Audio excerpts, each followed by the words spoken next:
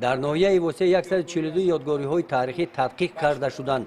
تحت همین عنوان خریطه باستانشناسی تاجیکستان، ناحیه وسه، یادگاری‌های باستانشناسی و کتاب دیگر با نام استحصالات هنرمندی در خطلان عصری میانگی از چاپ برآمد. این کتاب‌ها زحمت چندین ساله باستانشناسان تاجیک، اینستیتوت تاریخ باستانشناسی و مردمشناسی به نام احمد دانش، اکادمی ملی علم‌های تاجیکستان و وزارت فرهنگ تاجیکستان میباشند. معلومات هایی که در خریطه کتاب آورده شدند به مقامات اجراییه و جماعت های امکان فراهم می‌آورند که در حفظ یادگاری های تاریخی و استفاده یادگاری های تاریخی و فرهنگی خلق تاجیک مناسبت جدی نمایند.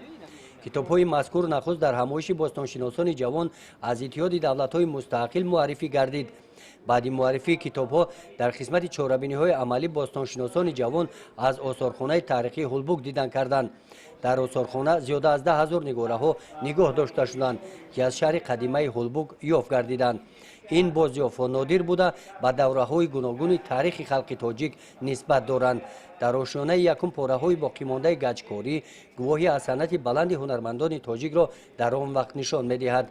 در آشیانه دوم بنا نگاره هایی که به دوره عصر برنجی تعلق دارند نگاه داشته می‌شوند. این بازیافت‌ها با عکس‌های رنگه در کتاب درج کرده شدند.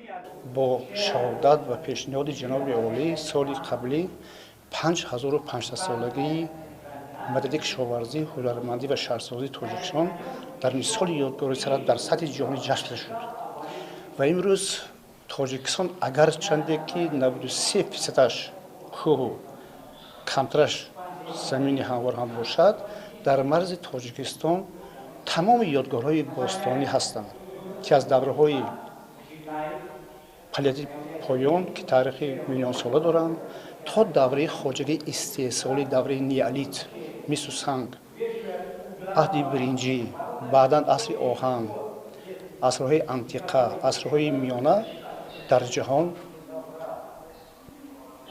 معلوم و مشهور هستند. و یکی از یادگاری یادگاری که ما امروز در اینجا قرار داریم شهر قدیمی هولبوک، این یک یادگاری هست که در دوره سامانیان در عصرهای 9 10 11 قبطهای بالای دوره قراقانیان در مثالش همتان نداشت. این یکی از مرکزهای معموری خودتلان بود، خطلان زمین بود.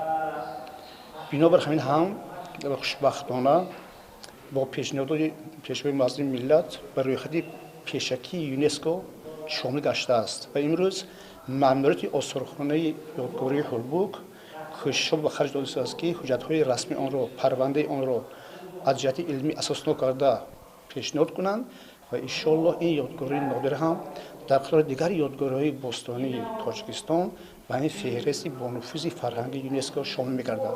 در این سفر باستانشناسان با بازیافت نادری دیگر انا این حمام عصری میانگی شناس شدند. حمام بیرون از شهر با خشت پخته ساخته شده است. این بازیافت‌ها گواهی از آن می‌دهند که تاجیکان مردم شهرنشین بوده دارای فرهنگی بای میباشند. گزارش خواجه نظریف خدای نظر ظهوروف از ناحیه بوسه برای برنامه اطلاعاتی نوید.